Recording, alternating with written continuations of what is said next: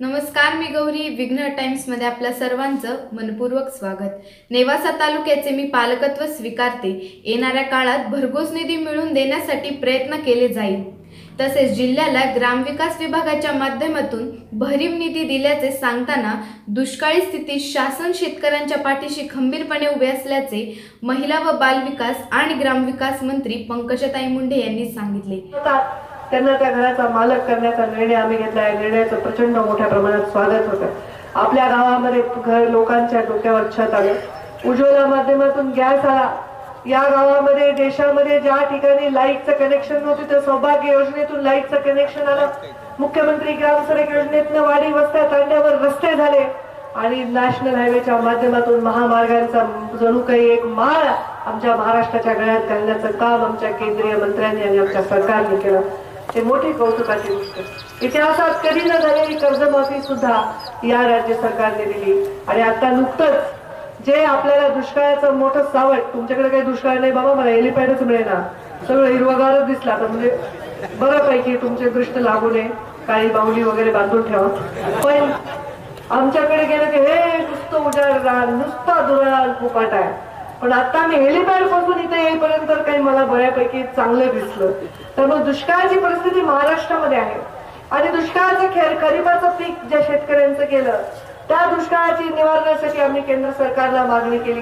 4,500 कोटी रुपये शेतकऱ्यांसाठी केंद्र सरकारने दिलेले आहेत. तुम्ही तुमच्याकडे काय परिस्थिती आहे, तुमच्याकडे सिंचनाची परिस्थिती बरी दिसली डोळ्याला, पण असा काही भाग असेल तर जरूर बघा. खरीपाची नुकसान भरपाई माझ्या जिल्ह्याला 616 कोटी रुपये आलेले. म्हणजे आज ही नुकसान भरपाई या जिल्ह्याला आपल्याला टाळ्या वाजवाव्या लागतात. ही परिस्थिती आहे, त्याच्यामध्ये काही अभिमानाची गोष्ट नाही. पण जिथं पिकलं नाही तिथं शेतकऱ्याला दिलासा देण्याचा केंद्र सरकारने निर्णय घेतला. आताच कालच्या बजेटमध्ये हेक्टरी 6,000 रुपये शेतकऱ्याला डायरेक्ट त्याच्या अकाउंटमध्ये देण्याचा निर्णय 2-2 हजाराच्या 3 टप्प्यामध्ये सरकारने घेतला. म्हणजे आता शेतकऱ्याच्या शेतात काही पिको नाही तर नाही पिको, त्या भूधारक शेतकऱ्यांच्या घरामध्ये 6,000 झाला. आता ज्याच्या घरामध्ये जर 4 लोकांच्या नावावर जमीन असेल तर तुम्ही विचार करा त्याच्या घरामध्ये किती रक्कम अशीच जाणार आहे. घर बसल्या काही काम करायची गरज नाही. पण असं याचा अर्थ असं नाही की तुम्ही काम नाही करायचं, काम करायला पाहिजे. आपल्या शेतात काम करायला पाहिजे, आपल्या उद्योगामध्ये काम करायला पाहिजे, आपल्या देशाची उन्नती करण्यामध्ये मोठं योगदान करायला पाहिजे. नरेंद्र मोदींचं नेतृत्व, आज काँग्रेसवाले राष्ट्रवादीवाले टीका करतात, इतक्या खालच्या पातळीवर टीका करतात की नरेंद्र मोदींना घर नाही, परिवार नाही, त्यांना तुम्ही देशाचं सरकार कसं त्यांच्या हवाली करणार. अरे बरे ना, ज्यांना घर नाही परिवार नाही ते कुणासाठी कमवायले? त्या देशाच्या सामान्य नागरिकासाठीच तर कमवायले.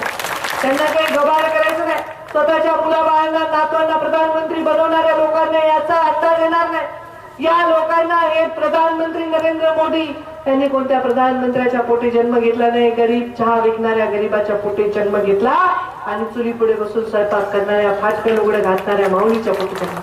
जोपर्यंत त्या माणसाला त्याची पीडा कळत नाही, जावे त्याच्या वंशात तेव्हा कळेल.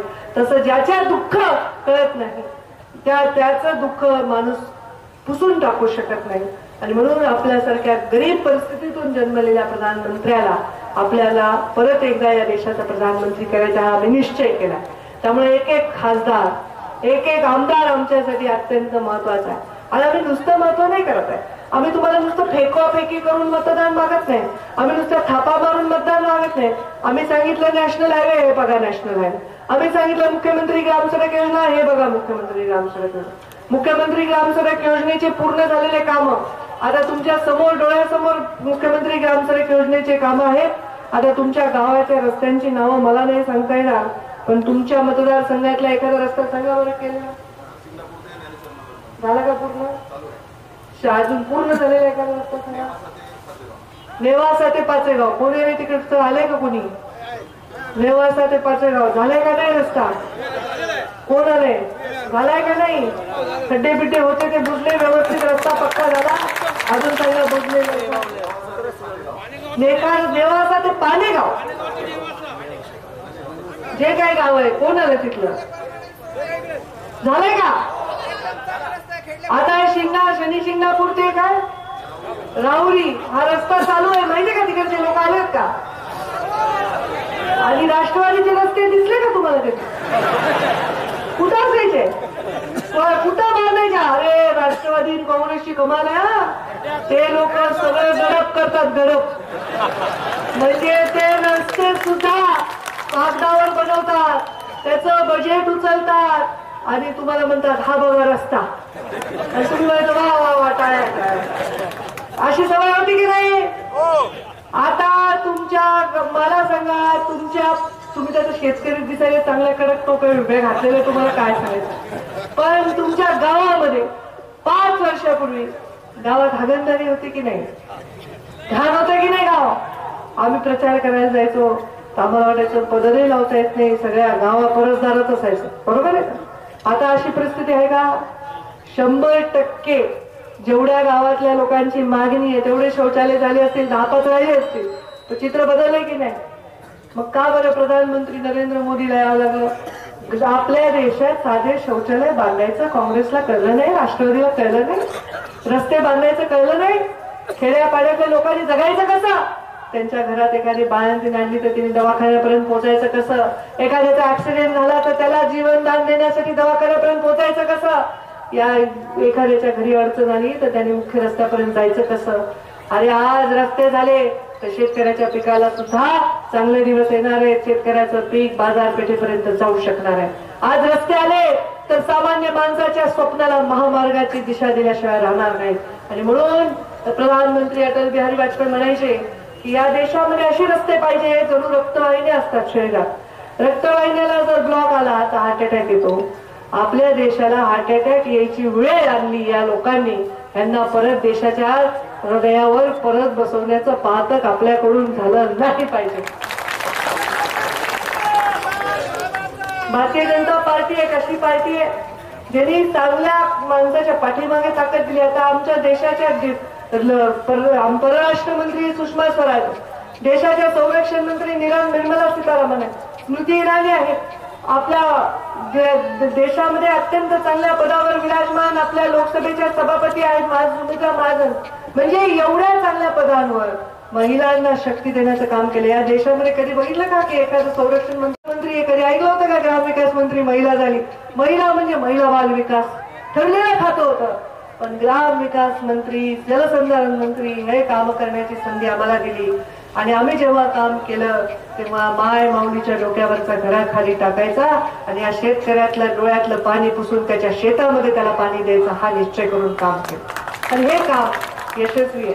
लोकांना पटलंय आणि लोकांना पटल्यानंतर हे जातात निव्वळ सोंगाडी येते. लोक इतके सोंग करणार की आम्ही एवढं केलं, आम्ही तेवढं केलं. आता मी बीड जिल्ह्यामध्ये कामाचे उद्घाटन करायला गेले आणि माझ्या कामाचा दौरा नुसता जाहीर झाला तर हे सगळे आले हे नारळ फोडत बसले जिथे जिथं मी जाणार. आता मी त्यांना विचारलं, बाबांनो देशाचा प्रधानमंत्री कोण आहे? लोक माझे कार्यकर्ते काही जी अफवा झाली हे काम आपल्या विरोधकांनी आणले. म्हणजे तुमचं डोकं घाण ठेवलं का काय? कसं विरोधकांनी आणले? देशाचा प्रधानमंत्री कोण आहे? कोण आहे? नरेंद्र मोदी. राज्याचे मुख्यमंत्री कोण आहेत? आपल्या भागाचे आमदार कोण आहेत? जय हरी. पालकमंत्री हा, मग कुणी दुसऱ्याने निधी आणायचा काय संबंध आहे? काय आहे का? आहे का? डोकं आहे का खोकं आहे लोकांचं? बरोबर आहे की नाही? म्हणजे आता लोकांना बोलायला काही नाही ते हे खोटं आम्हीच चाललं म्हणते. आणि मग तुमचं सरकार असताना का नाही आणलं तुम्ही? तुमचा प्रधानमंत्री, तुमचा मुख्यमंत्री असताना का नाही आणलं?